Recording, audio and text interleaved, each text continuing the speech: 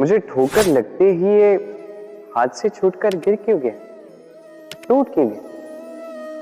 अब आप कहेंगे ये तो ऐसा ही होता है इस जीवन में, इस संसार में। ठोकर लगने के पश्चात हमारे हाथ जो भी होता है वो छूट जाता है, जो बनता है वो टूट ही जाता है। किंतु क्या ये सत्य है? आपको एक बात बता देता हूं, ठोकर खाकर गिरने के पश्चात संसार की कोई भी वस्तु भले हाथ से छूट जाए, सफलता अवश्य आती।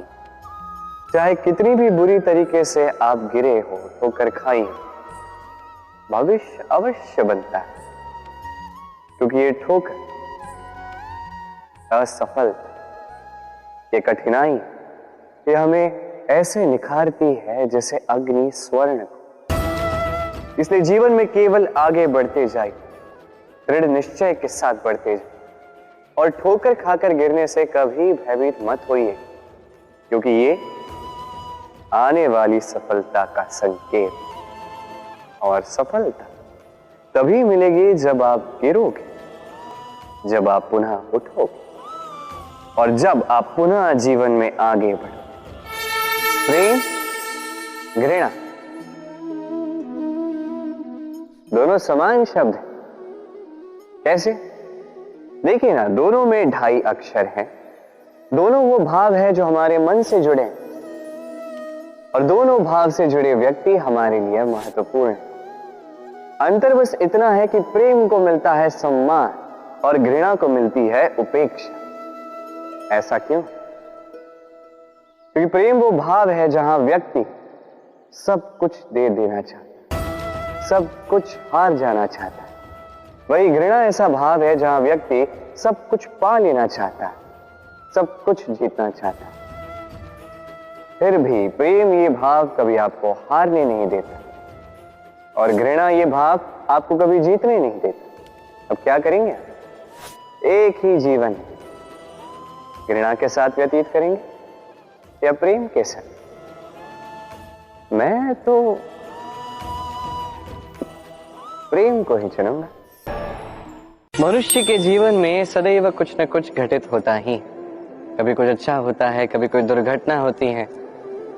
अब जैसी दुर्घटना होती है, मनुष्य ईश्वर से प्रार्थना करता है कि हे ईश्वर, मुझे बचा लीजिए, इस संकट से मुझे निकाल लीजिए, या तो वो सारा दोष डाल देता है अपने प्रारब्ध, अपने भाग्य पर। किंतु यदि आप गहन मंथन करें तो हर एक दुर्घटना, हर एक बाधा, हर एक संकट आपके जीवन में एक ही उद्देश्य के लिए आते हैं, आपको और योग्य बनाने के लिए। यदि आपको उदाहरण दूं तो वर्षा की ऋतु में जब प्रचंड मात्रा में वर्षा होती है, छत से जल टपकता है, तब आप निश्चय कर लेते हैं, ठान लेते हैं कि अब मैं इस छत को नए जैसा बनाऊंगा और शक्तिशाली बनाऊंगा और दृढ़ बनाऊंगा।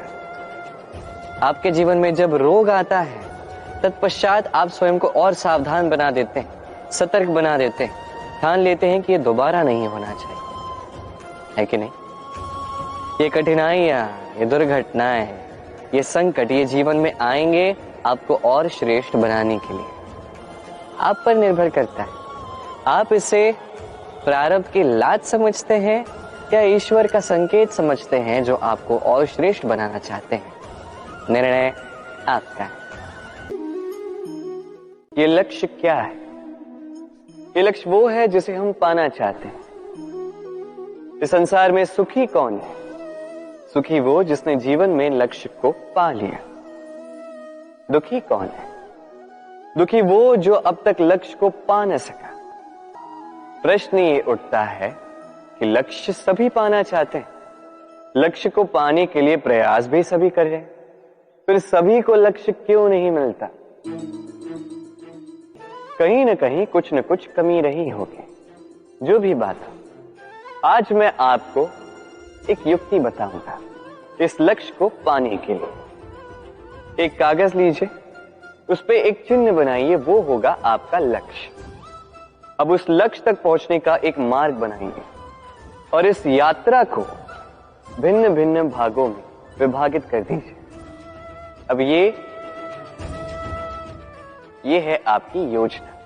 अब इस योजना का क्रमबद्ध रूप से पालन करते जाएंगे। ये होगा आपका प्रयास। और यदि इस प्रकार से आप प्रयास करोगे तो आपकी जो भी कल्पना होगी वास्तविकता बन ही जाएगी। तो बनाई है ना इस कल्पना को वास्तविकता। इस प्रकार इस योजना का पालन तो कीजिए। आपका जो भी लक्ष्य, आपकी जो भी कल्पना है, वास्तविकता बनकर आप ही के हाथों में हो। सबसे स्वादिष्ट फल कौन सा है? अब कोई कहेगा आम, तो कोई कहेगा सीताफल, कोई कहेगा अमरूद, और क्यों नहीं? अब प्रत्येक व्यक्ति की अपनी अपनी रुचि है, अपना अपना स्वाद है। कोई ये भी कह सकता है कि भाग्य से जो भी फल मिले वही सबसे अच्छा। अब रुचि चाहे जो भी हो, जैसी भी हो, सबसे मीठा फल वही जो परिश्रम के पश्चात प्राप्त हो।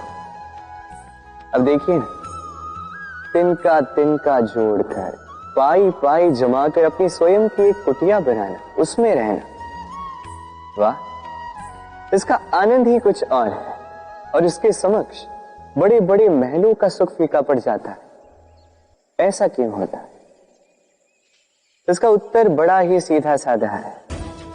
जब आप परिश्रम करते हैं, मानसिक परिश्रम करते हैं, शारीरिक परिश्रम करते हैं, अपना सारा समय उसमें निवेश करते हैं, निरंतर प्रयास करते हैं, उसके पश्चात आपको यह फल मिलता है, तो इस फल का मूल्य तो आप जानते ही हैं। स्मरण रखिएगा, परिश्रम अमूल्य है, इसलिए इससे मिला फल भी अतुल्य है। तो परिश्रम करते जाइए, निरंतर प्रयास करते जाइए, इस फल को प्राप्त करते जाइए। अपने इस जीवन में इस सफलता को प्राप्त करते जाइए।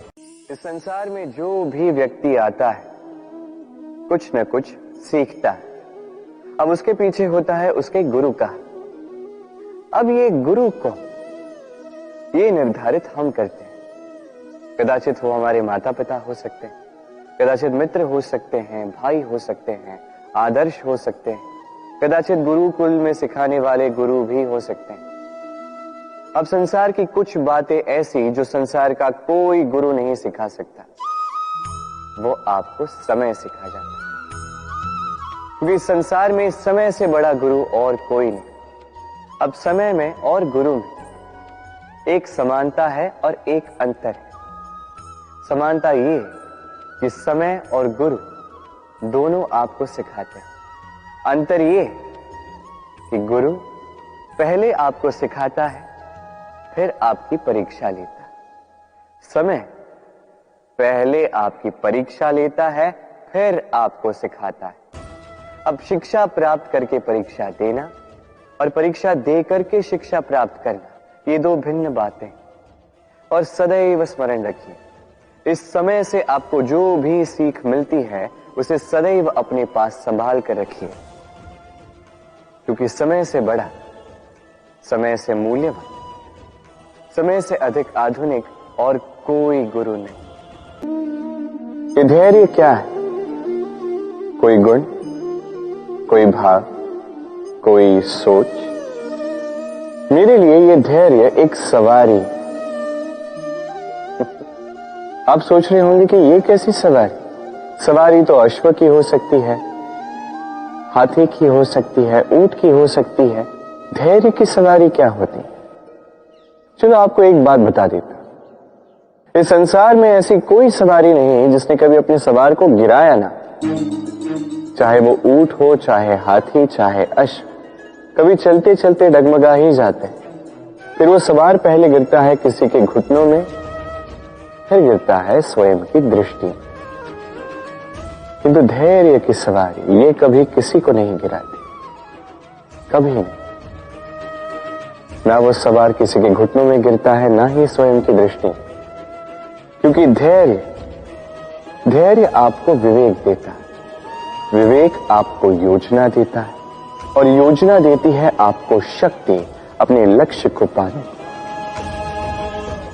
समझे? धैर्य साथ अपने आप को और धैर्यशील बनाइए। इस धैर्य की सवारी कीजिए और फिर बस देखिए कैसे ये सवारी आपको आपके गंतव्य तक ले जाती है। कभी कभी आपके मन में ये प्रश्न नहीं उठता कि संसार में ऐसा क्या है जिसे पाना असंभव?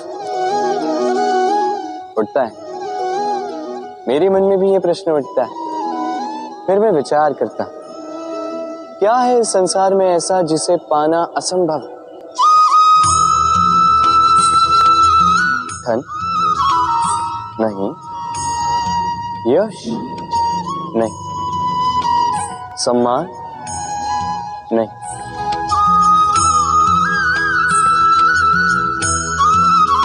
प्रेम नहीं, तो फिर क्या है ऐसा जिसे पाना असंभव? विचार कीजिए। उत्तर है अपनी स्वयं की भूल, अपना स्वयं का दोष, जो कभी किसी को नहीं मिलता। और यदि किसी को मिल भी जाए तो वो व्यक्ति अपनी भूल स्वीकार नहीं करना चाहता। किंतु जो व्यक्ति अपनी भूल स्वीकार करता है, अपना दोष स्वीकार करता है, संसार में कुछ भी पाने के लिए उसके सामने कोई भी बाधा नहीं रहती। इसलिए आत्मविश्वास अवश्य रखें। प्रयास करते रहें कि आपसे कोई भूल ना हो, किंतु आत्म मंथन भी करें। और यदि आपसे कोई भूल हो भी जाए तो उसे स्वीकार करें, उसे सुधारने का प्रयास करें। आपका जीवन अधिक आनंदमय हो जाएगा। राधे राधे।